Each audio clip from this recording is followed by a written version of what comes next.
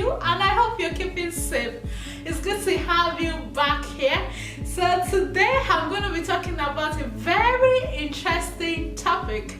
I know that we are at the end of the year 2020 and we are all getting ready to go into 2021, but I want you to go into 2021 prepared. So that is why today we're just going to be talking about financial planning. So how to plan your next year this year. So I'll be sharing some useful tips for you to plan yourself financially. So I've seen cases where salary earners, people that earn salary every month, before the end of the month you just discover that they are waiting for salary to be paid because they are almost running out of cash. And it's because most times we earn so much but we plan less. When we plan less, we tend to spend money on unnecessary things, and when we spend money on unnecessary things, we'll end up not having enough before the next salary is paid. Today is for all my folks that earn salary or wages one way or the other. Even if it's weekly, even if it's monthly, I'm going to show you how to plan and how to plan like your full year. So you plan for your full year before you actually enter the year. So the first thing is what I've said. Plan for the next year, this year. So if I want to plan for 2021, I have to plan this year, not when I'm already in 2021. It's very, very key, because when you're already in 2021, you've actually started spending money. So you cannot be planning for something that you're already spending. So the other thing is, have a clear picture of your annual income or earnings. It's very, very important, because some people say, I don't even know, so I know I earn this amount, I earn that, but I don't have a full picture of the total amount I earn in a year.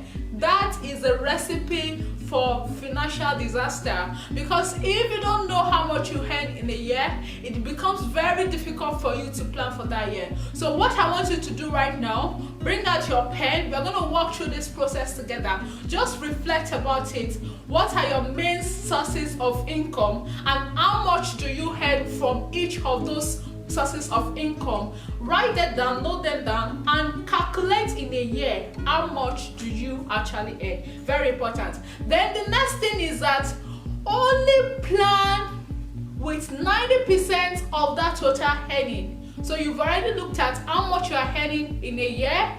I want you to plan with just 90% of that. Maybe you're asking me what is going to happen to the 10%. Okay, so the 10% is your tithe. You should reserve it for God. So just remove that 10% before you even start planning, because that is the way to pay your tithe. Because a lot of times when you try to say, okay, my tithe is part of my plan and everything, you end up spending your tithe. So to prevent that from happening, before you even start the planning, remove your tithe and you plan with just 90%. The other thing is that know your emergency fund threshold. Some people are hearing this for the very first time. Emergency fund. Emergency fund is a fund that you keep aside for emergencies. It's that easy. So just think about it.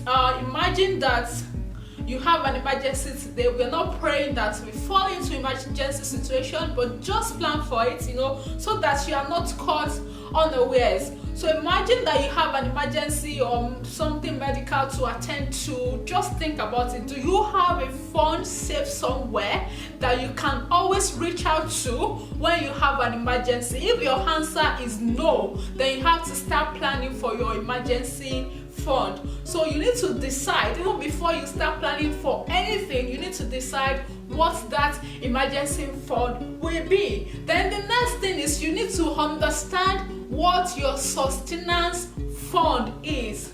I know a lot of people are also hearing this for the first time. So before now, I wasn't doing this. I was just doing emergency fund. I wasn't doing sustenance fund. I'm going to explain very briefly what sustenance fund is. So for a lot of us, we earn salaries.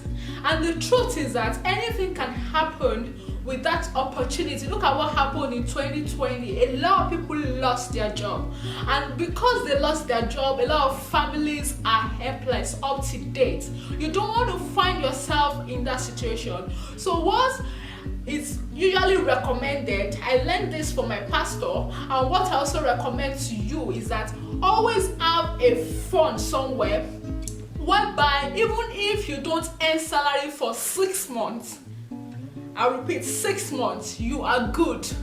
So what that means is that, okay, so how much do I need to sustain myself in a month? Sustenance, not major projects, major spending, just sustenance. So for instance, if I know that I need 1,000 pounds to sustain myself in a month, then I need to keep 6,000 pounds as my sustenance fund, such that if anything happens tomorrow, I still have that 6,000 pounds to fall back to. Even if you are out of job, you know that for the next 6 months you are going to be sustaining yourself, your family is going to be surviving. So it's very, very important that you keep your sustainer fund. So you need to know what that amount is to sustain yourself monthly and multiply that by 6, and that is your sustenance fund.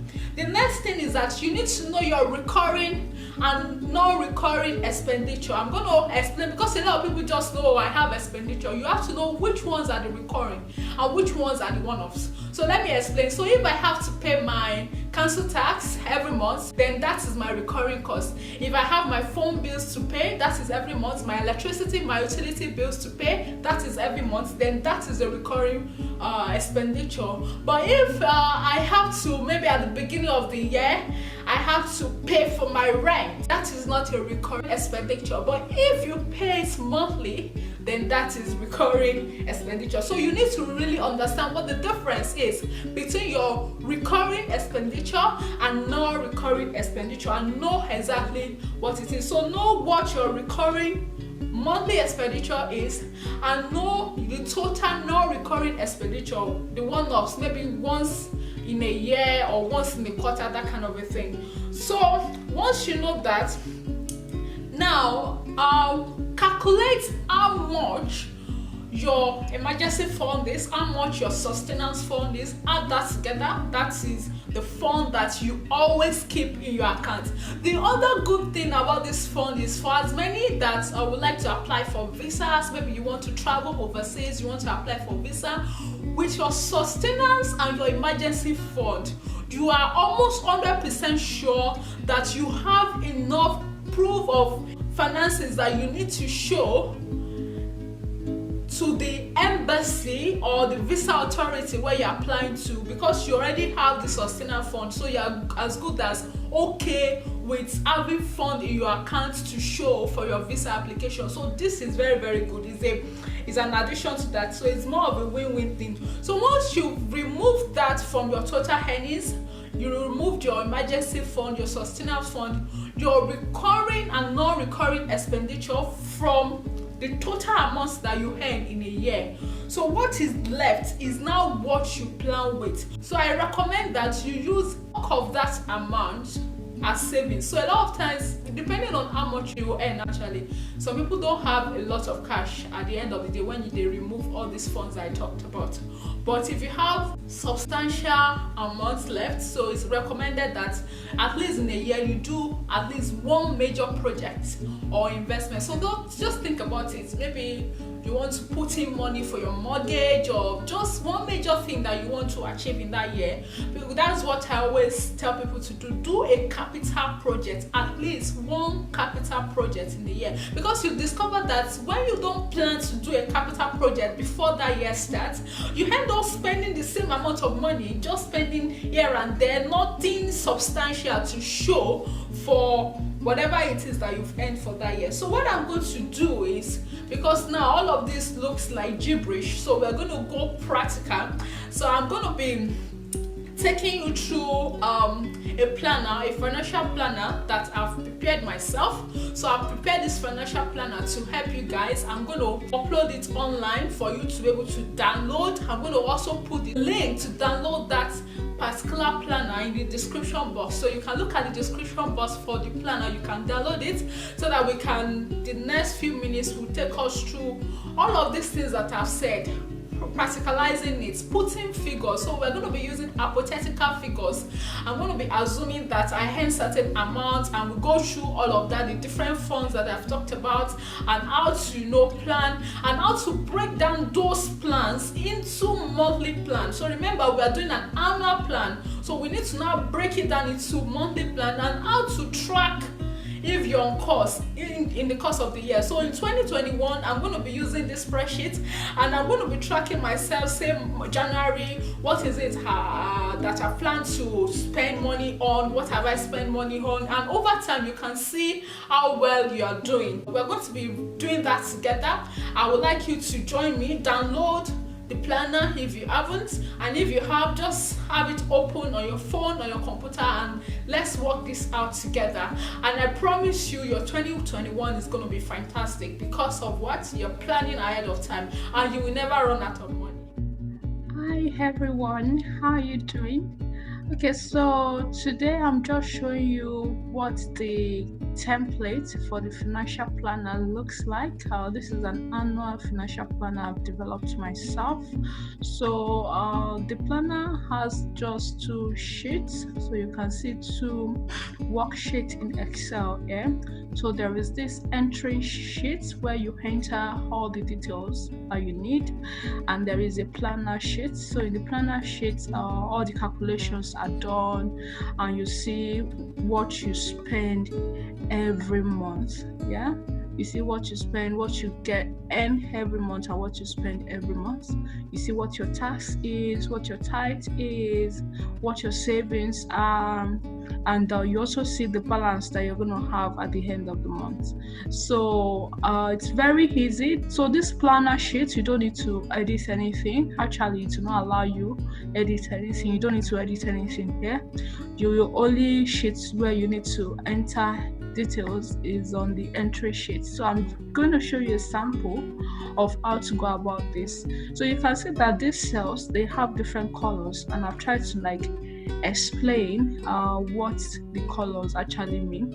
So the light green color cells, so the cells with the light green color, they are editable. You can put in the details that you want. So for instance, here you can say basic salary or anything you want, and put the amount, maybe £6,000 as the case may be, all those details. You can see that the other cells are getting populated as you do that. So the other green shade, the deeper green shades, are not editable. You can't edit the cell. So if I try to type something, it tells me I cannot edit it. So that one is calculated. You don't need to edit it. What you just need to put in here is the type of income amount. So mind you, this is the annual amount, not the monthly one. So you need to put in your, for instance, annual basic salary, and you need to also specify how often do you get this. Do you get it monthly, or is it just one-off? So for instance, if I have a particular allowance that I get in January, I just need to put January here.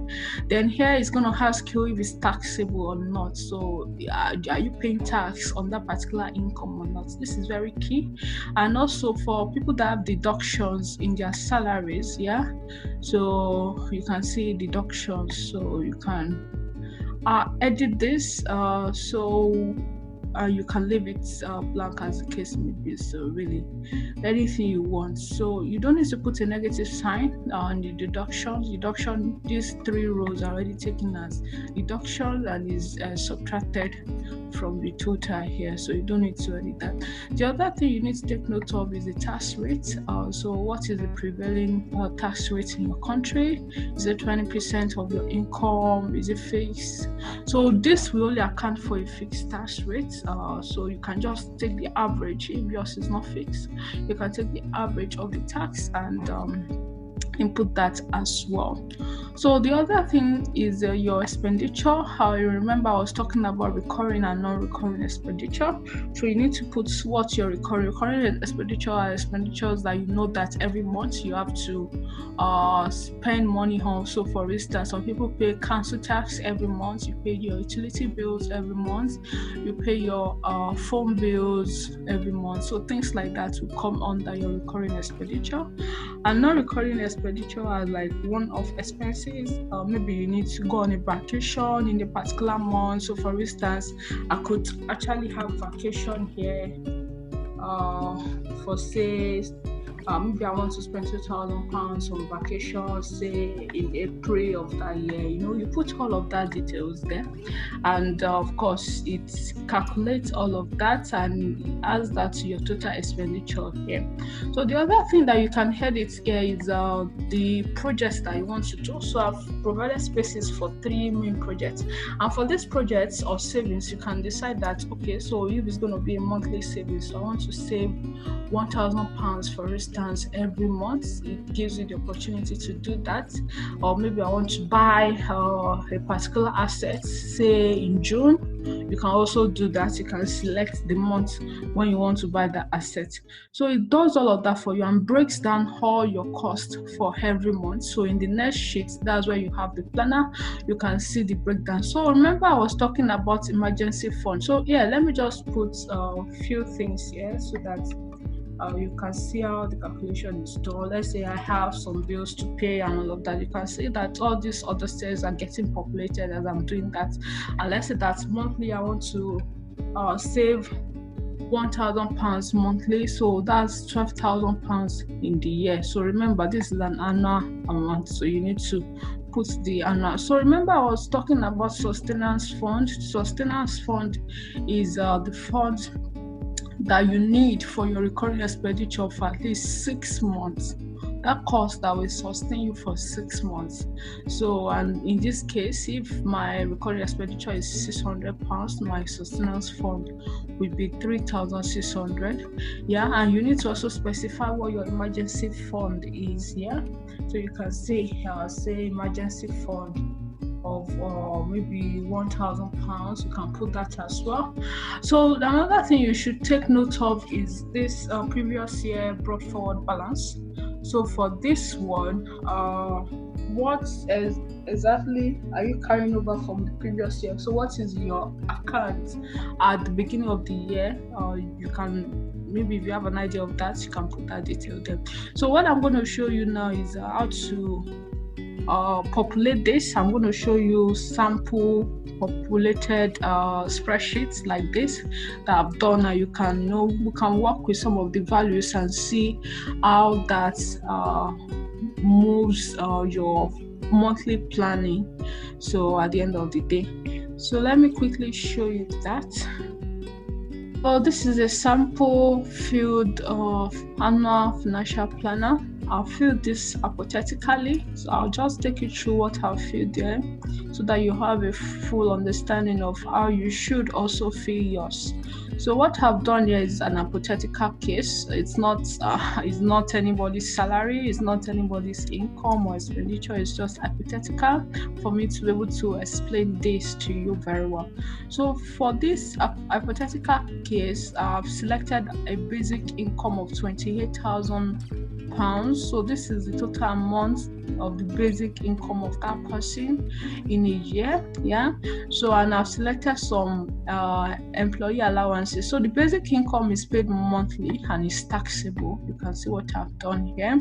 So I also selected employee allowance. So this could be any type of allowance at all that you get as part of your earnings or any type of income really. So this allowance is £1,000 allowance that is received every month. So the annual is £12,000, and you can see that it's also taxable. Yeah.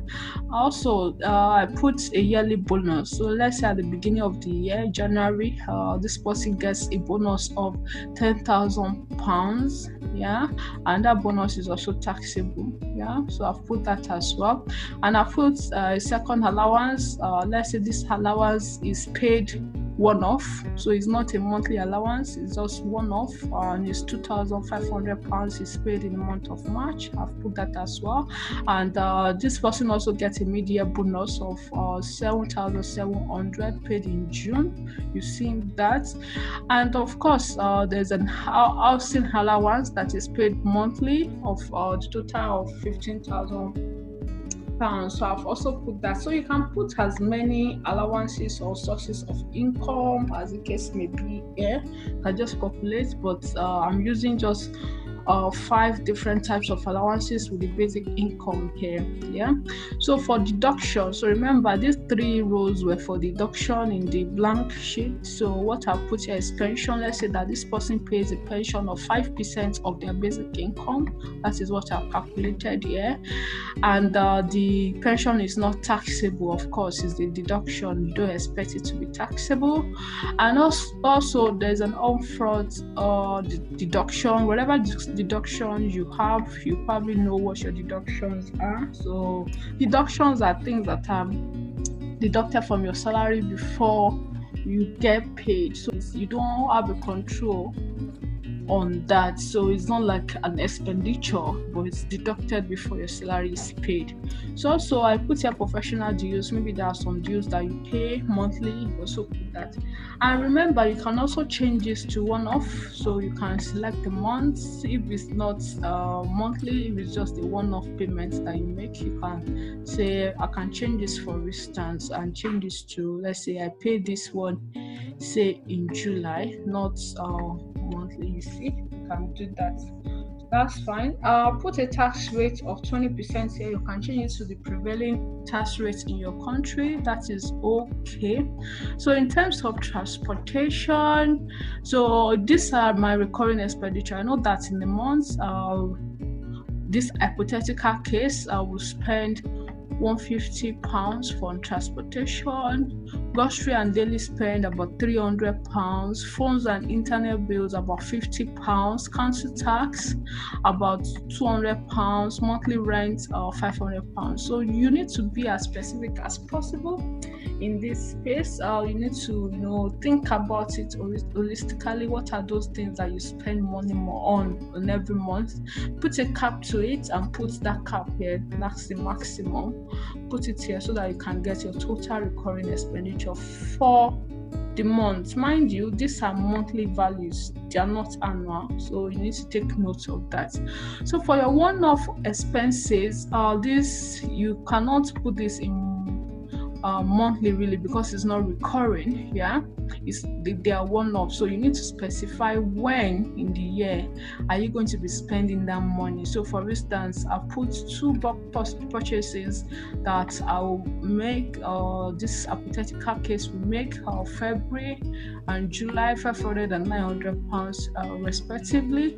And also put some money down here for this hypothetical case for vacation. You can see that in April there's a plan to go on vacation. So the way I put this is that, let's say that the person plans to go on vacation in, say, September, or I can even say August. So the person needs to book a flight as far back as in April. So this £2,000 will be needed. And when the person is ready to travel, this person will need the £1,000 here in August. And of course, I put something together for family support. Maybe the person needs to support the family.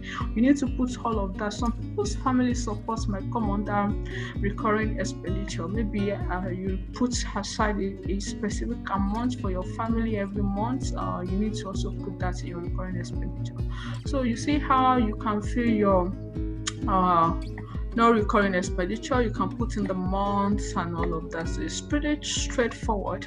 So the other thing that you need to specify now are your projects and savings. What have you planned? I will show you how to move things around, how to play with some of these numbers, especially when it comes to savings. So for here, what I put, remember this savings side is annual. The only space where you see monthly is the recurring expenditure. Every other thing on the sheet is annual, so you need to take note of that. So for the savings here, I put a monthly investment of 12,000 pounds, that comes to £1,000 every month. So every month this person would like to put aside £1,000. So also there's a capital project that the person is planning for in November, so you can specify when exactly you want this. I'm going to show you, if I change this month, how that is going to impact on my planning, on my monthly planning. I'll show you that shortly. And remember, I also talked about sustenance fund. So here this is calculated for you. It's what you need for 6 months. So it's just taking your recurring expenditure of £1,200 every month and multiplying that by 6. So what that means is that if you have this money in your account for the next 6 months, even if you don't earn anything, you can still sustain yourself. Also remember, I talked about emergency fund. So this one, you can edit the emergency fund based on what you want really, but for this hypothetical case, I put an emergency fund of 2,000. So this person would like to have, apart from the sustenance fund, this person would like to have a fund of £2,000 in their account for emergencies. This is very, very key. Okay, so and for the balance brought forward from the previous year, I've put £1,000. Maybe this person had £1,000 in their account before the year started. Yeah, put that there as well. So now I'm going to show you this is the entry sheet. Like I said, this is the only sheet where you have to enter those details. You don't have to enter anything on the other sheet, because the other sheet, everything is calculated for you. Yeah, so on the other sheet now, so I'm going to the planner sheet. You can see that it has calculated everything. So I'll just give you a quick rundown. So because I've specified some of them are monthly, some of them are one-offs and all of that, it's calculated all of that for me. And even my taxable and non-taxable, it's calculated all of that. I'm broken it down to the different months. So for instance, this basic income that I get every month, it has calculated it monthly that okay, this is how much is coming or will be coming to this person's account every month for that particular item, the basic income. Also the employee allowance, like I said the other time, that is £1,000 every month. That is also done. Remember the one that I changed to July earlier, so this has also been put in July. So if we change that to monthly, it's going to spread that. So that's a typical example. So I'm going to change that upfront deduction to monthly. Yeah, you will see that everything will be spread across the different months. So you can see spread it out to £60 in every month, making a total of £720. So you can also see the total value here, £720 at the end of the year. Yeah, so this is where your tax is being calculated. You have your earnings before tax, tax payable, total earnings after tax, all of that. You have all of that together.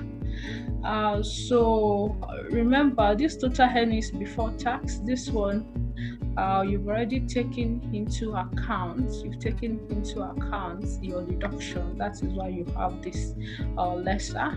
So for the tithes, this is just looking at what you get into your account at the end of every month. Yeah, you take your tithe from that, which is 10% of it.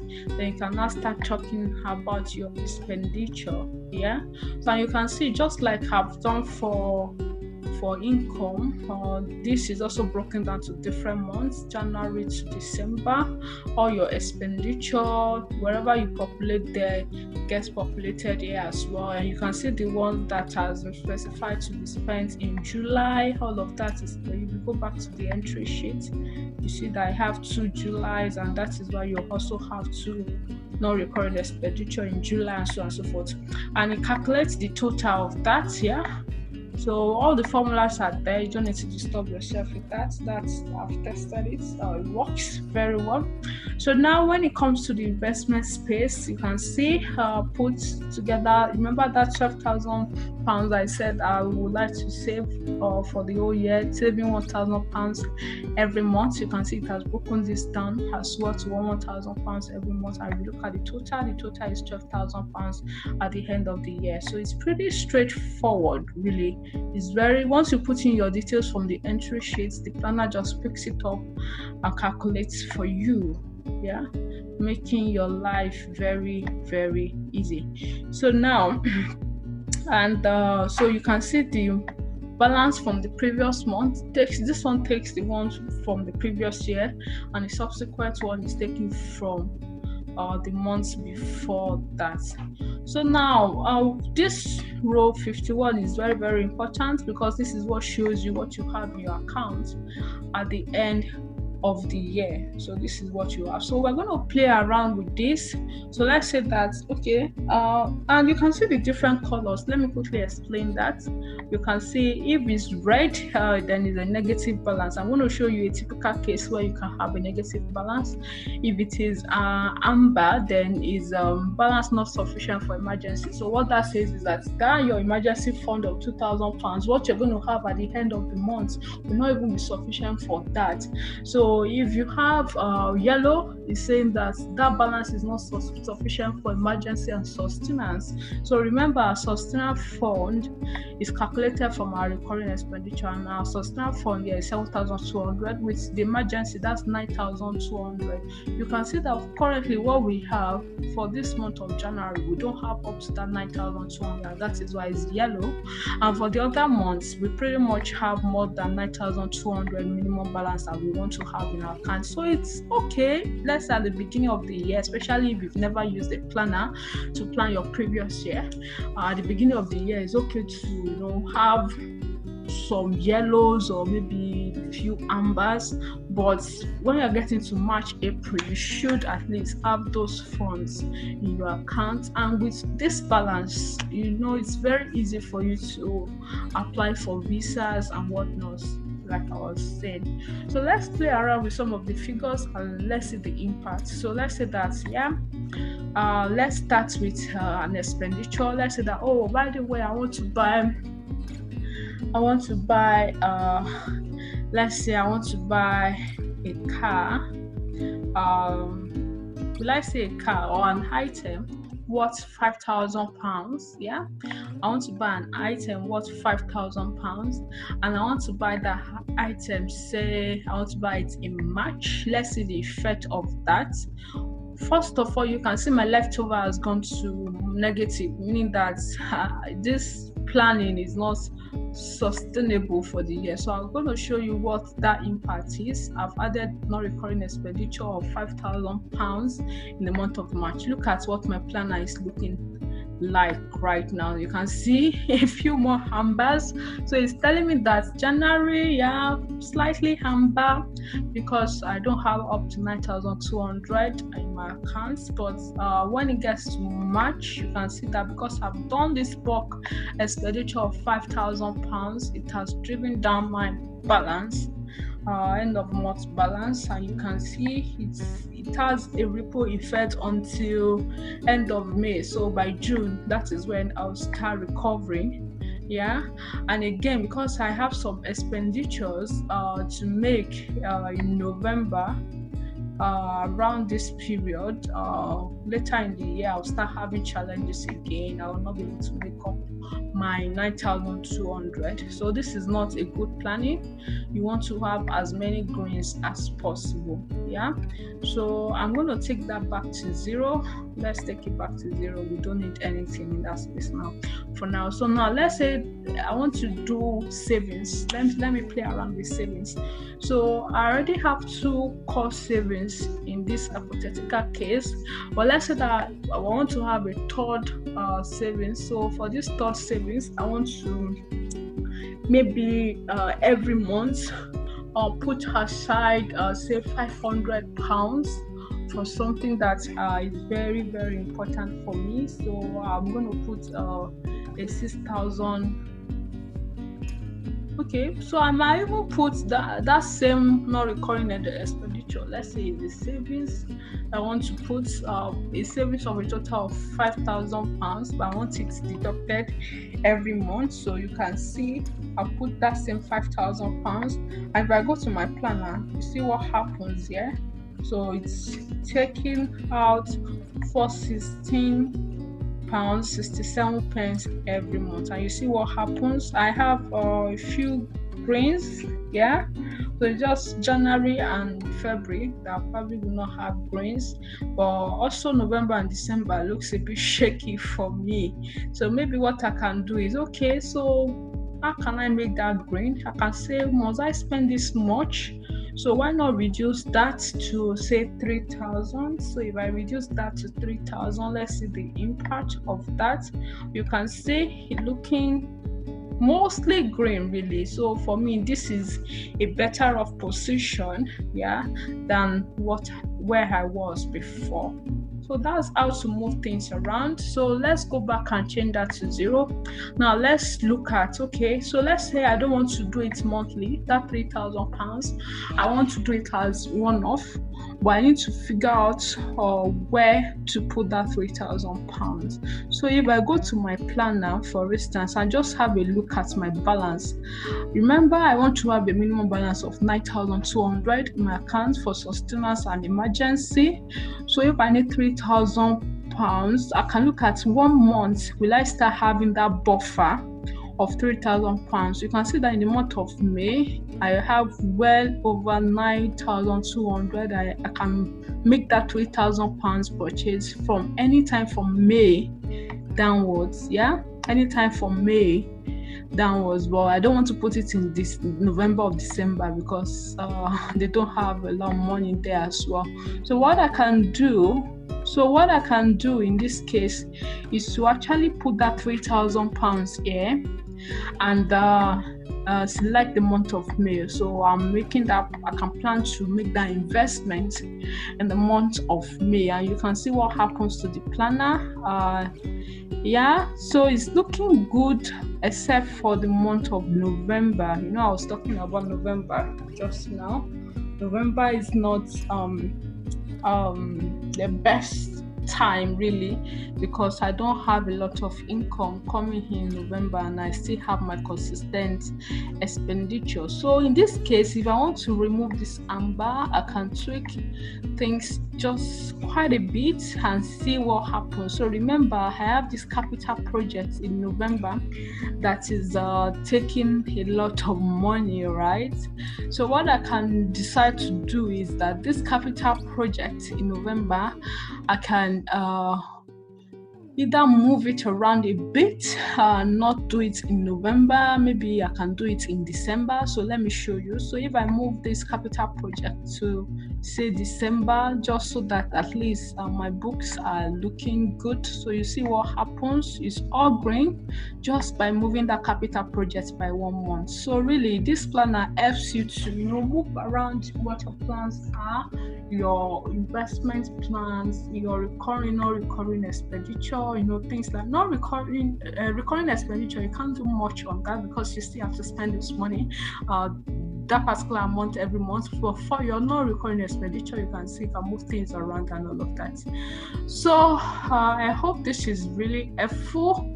I hope you can see the impact of deciding when you want to spend what money and the impact that is going to have on your planning for the year.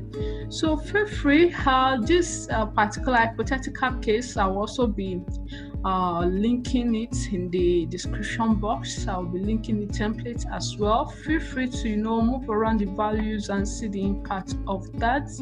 So this is basically for people that earn in pounds. You can see all the values here in pounds.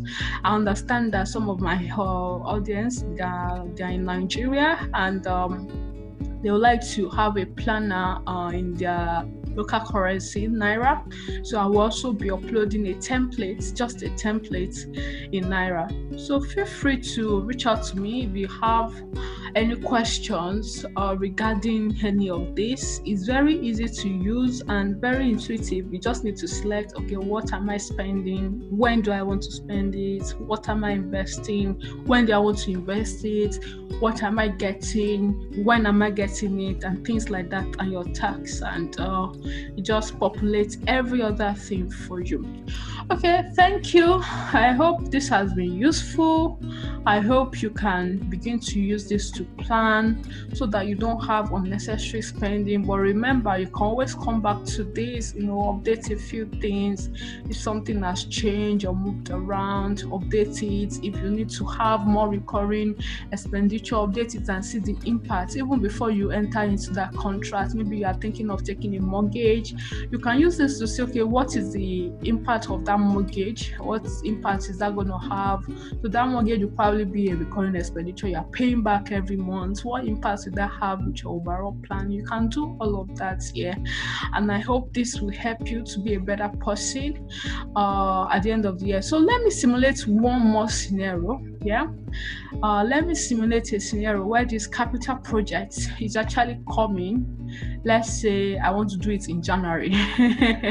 Let me show you what happens. So just because I've selected January for that capital project, it takes me to negative. So it's showing me already that if I do that capital project in January, by the end of January, I'm going to enter a negative bank statement. So what this means that by the end of January, I will start to have to borrow money. So you can see, and I will struggle until I get to December. This is not a good planning. You need to know when exactly you can spend what money, and you can see the impact of that. So I'll take that back to December because it's better off I do this capital project in December. I hope this has been quite useful for you. I hope you really enjoyed it. Please do subscribe to my channel. I'm going to be posting more things like this that will help you personally to improve on yourself financially, morally, in your job, a different aspect of your life. Remember, I said this channel is going to be a very rounded channel. So if you've not subscribed, kindly please subscribe and turn on the notification bell so that when I post new videos, you will get those videos. Hi everyone, I hope you've enjoyed the practical section that we have for planning ourselves financially, and I'm happy that you've joined me in this journey and you've watched this video up to this point. I am excited about that. So if there are comments or suggestions or questions that you actually have on this financial planner, or maybe there's something that you're not yet clear about, you can reach out to me. You can reach out to me on any of my social media handles, and you can also reach out to me using the comments box. Just type in your question. I will do it to read through your comments and reply you. And you can actually also reach out to me via my email address. So I've dropped my email address in the description box as well. Feel free to reach out to me and I'll be more than happy to help you. And I'm sure that by the end of 2021, you have a lot of things to boast about because of what you would have gained power to control your finances, and you will never run out of cash. And guess what? You will know how to borrow money before your next salary is paid. Thank you very much for your time. Please, if you haven't subscribed, please subscribe to my channel. I need you guys to subscribe to my channel so that my videos will be suggested to more people. The more subscribers I have, the more visibility I have on my channel. So please, if you're my friend and you've not subscribed, please just subscribe. It's just a button. Just subscribe, like this video, share this video, and go back to this video from time to time. If you're not clear about anything, watch it again and again until you're fully clear. I wish you a prosperous new year, and I wish you a powerful new year, a new year that you're in charge of your finances and nothing can stop you in 2021. See you, love you, bye guys.